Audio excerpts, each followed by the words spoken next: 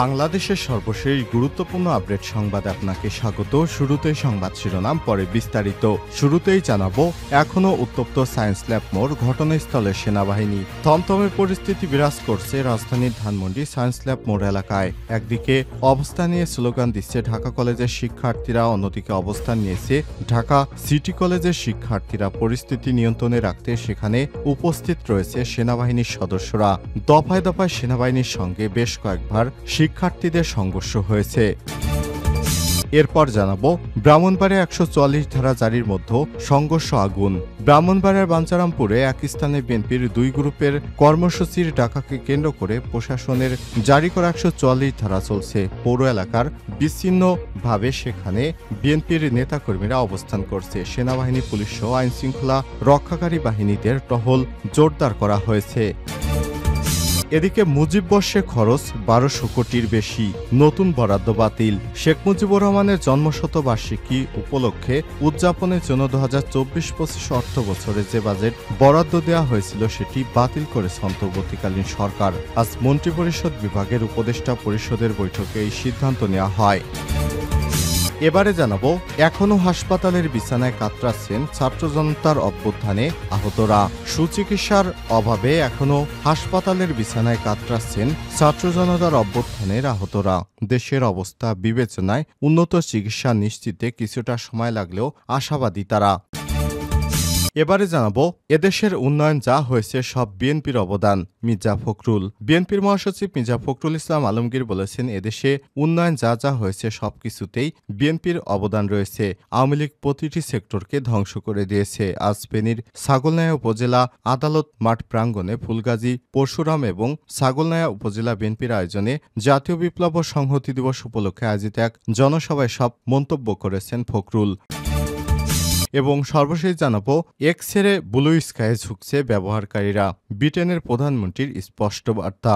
Social media প্ল্যাটফর্মে x ছেড়ে দলে দলে ব্যবহারকারীরা এখন ঝুঁকছে একই ধরনের সামাজিক যোগাযোগ মাধ্যম ব্লু স্কাইয়ে। বিশেষ করে সম্প্রতি মার্কিন প্রেসিডেন্ট নির্বাচন ঘিরে আলোচনার কেন্দ্রবিন্দুতে উঠে এসেছে এক্সের মতো এই সামাজিক মাধ্যমটি। নির্বাচন শেষ সপ্তাহে বিপুল সংখ্যক এক্স ব্যবহারকারী ইলন মাস্কের সোশ্যাল প্ল্যাটফর্মটি ছেড়ে যোগ দিচ্ছেন ব্লু স্কাই। প্রিয় দর্শক, এতক্ষণ শুনছিলেন সংবাদ শিরোনাম, এবারে বিস্তারিত। তবে তার আগে বন্ধুরা, অনুরোধ থাকবে সংবাদটিতে একটি লাইক দিন। এই চ্যানেলে আপনি নতুন হয়ে থাকলে আমাদের সংবাদটি দেখতে দেখতে চ্যানেলটি সাবস্ক্রাইব করে রাখুন, যাতে করে বন্ধুরা আমাদের পরবর্তী লেটেস্ট আপডেট সংবাদগুলো সবার আগে আপনার কাছে পৌঁছে যায়। কমেন্ট করে আপনার মূল্যবান মতামত জানিয়ে দিন। এবারে বিস্তারিত। এখনও উত্তপ্ত সায়েন্স ল্যাব মোড়, ঘটনাস্থলে সেনাবাহিনী। থমথমে পরিস্থিতি বিরাজ করছে রাজধানীর ধানমন্ডির সায়েন্স ল্যাব মোড় এলাকায়। একদিকে অবস্থান নিয়ে স্লোগান দিচ্ছে ঢাকা কলেজের শিক্ষার্থীরা, অন্যদিকে অবস্থান নিয়েছে সিটি কলেজের শিক্ষার্থীরা। পরিস্থিতি নিয়ন্ত্রণে রাখতে সেখানে উপস্থিত রয়েছে সেনাবাহিনীর সদস্যরা। এর আগে ঢাকা কলেজ ও সিটি কলেজের শিক্ষার্থীদের মধ্যে দফায় দফায় সংঘর্ষের ঘটনা ঘটে।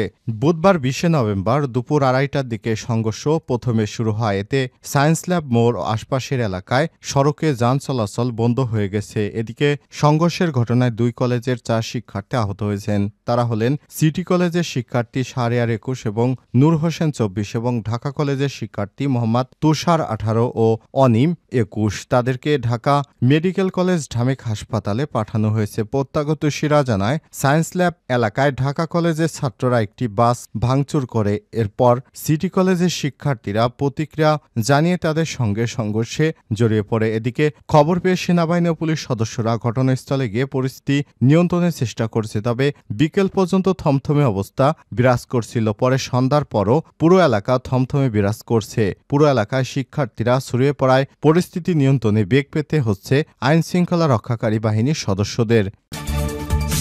ব্রাহ্মণবাড়িয়ায় ১৪৪ ধারা জারির মধ্যে সংঘর্ষ আগুন। ব্রাহ্মণবাড়িয়ার বাঞ্ছারামপুর একই স্থানে বিএনপির দুই গ্রুপের মধ্যে কর্মসূচির ডাকাকে কেন্দ্র করে প্রশাসনের জারি করা ১৪৪ ধারা চলছে। পৌর এলাকার বিভিন্ন স্থানে সেনাবাহিনী, পুলিশ ও আইনশৃঙ্খলা বাহিনীর টহল চলছে। এখন পর্যন্ত কোথাও অপ্রীতিকর কোনো খবর পাওয়া যায়নি। বুধবার ২০ নভেম্বর বেলা ১১টার দিকে বাঞ্ছারামপুরে বিএনপির সম্মেলনের বিরোধিতা করে দলটির এক অংশ বিক্ষোভ করে। পরে উজানচর ইউনিয়নের কৃষ্ণঙ্গপুর এলাকায় গাড়ি ভাঙচুর ও সড়কে আগুন ধরিয়ে দেয়, আঞ্চলিক সড়কে গাছ ফেলে বন্ধ করে দেয় বিক্ষোভকারীরা। পরে 1 ঘণ্টা পর সেনাবাহিনী গিয়ে যান চলাচল স্বাভাবিক করে।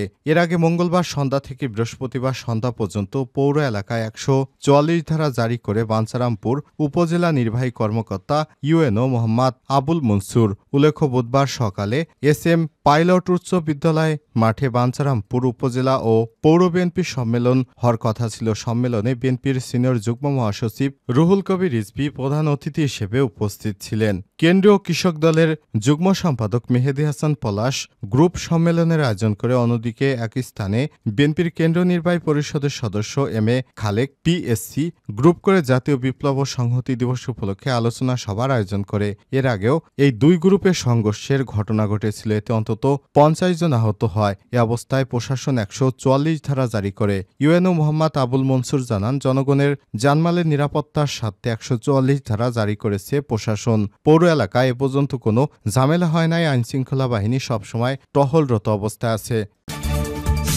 মুজিববর্ষে খরচ 1200 কোটির বেশি, নতুন বরাদ্দ বাতিল।